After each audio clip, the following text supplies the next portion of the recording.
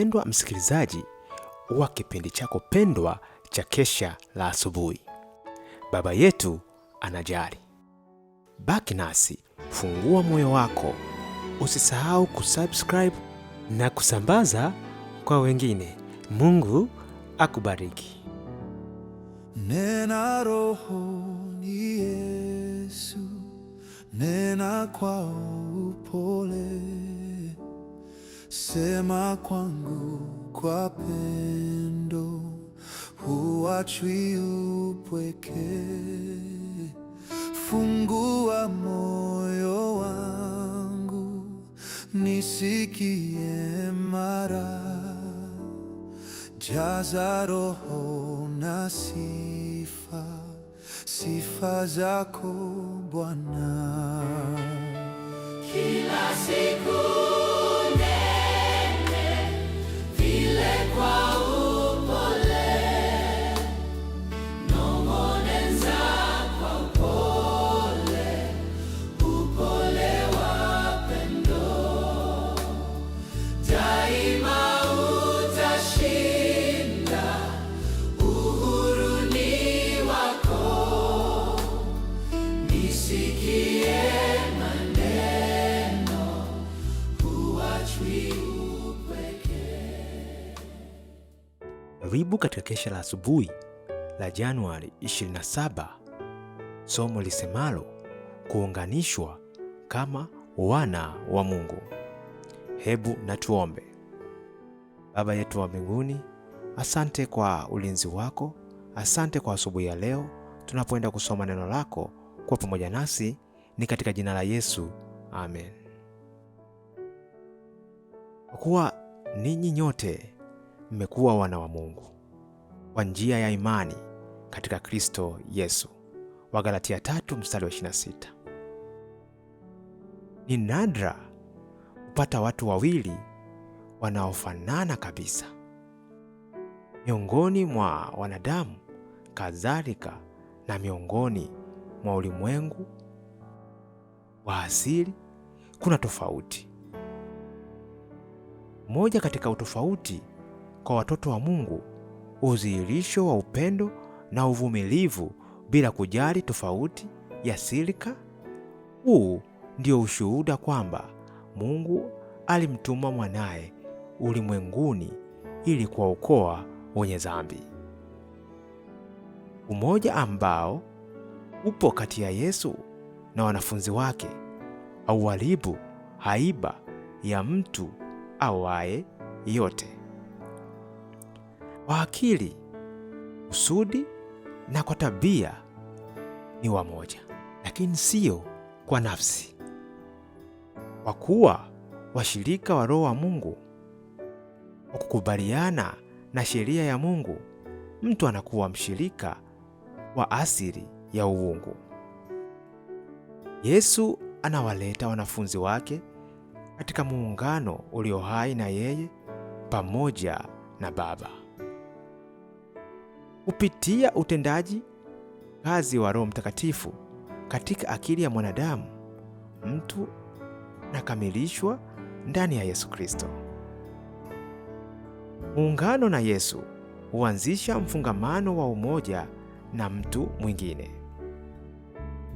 Umoja huu ndio uthibitisho hakika kwa ulimwengu wa ukuu na wema wa Yesu na uweza wake wa kuondoa dhambi. Mamlaka za giza hazina nafasi dhidi ya waumini wanaopendana kama Kristo alivyowapenda. Wanakataa kuunda utengano na ugomvi ambao husimama pamoja, ambao ni wema, wenye staha na wapole, watunzao imani itendayo kazi kwa upendo na kuitakasa roho. Ni lazima tuwe na Roho wa Kristo, ama sivyo sisi si watu wake. Katika umoja kuna nguvu, katika utengano kuna udhaifu. Kadri tunavyokuwa na muungano wa karibu na Yesu, ndivyo tutakavyokuwa na muungano wa karibu sisi kwa sisi.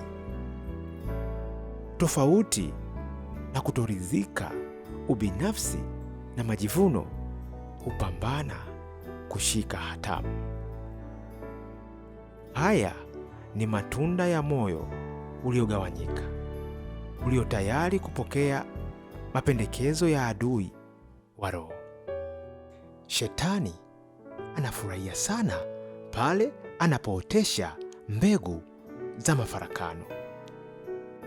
Katika umoja kuna uzima, nguvu ambayo haiwezi kupatikana kwa njia nyingine yoyote. Huu ndio mwisho wa somo lisemalo kuunganishwa kama wana wa Mungu. Hebu na tuombe. Asante Baba yetu wa mbinguni kwa somo zuri la asubuhi ya leo. Asubuhi hii tumeamka tukiwa salama. Tulinde siku nzima, ni katika jina la Yesu. Amina.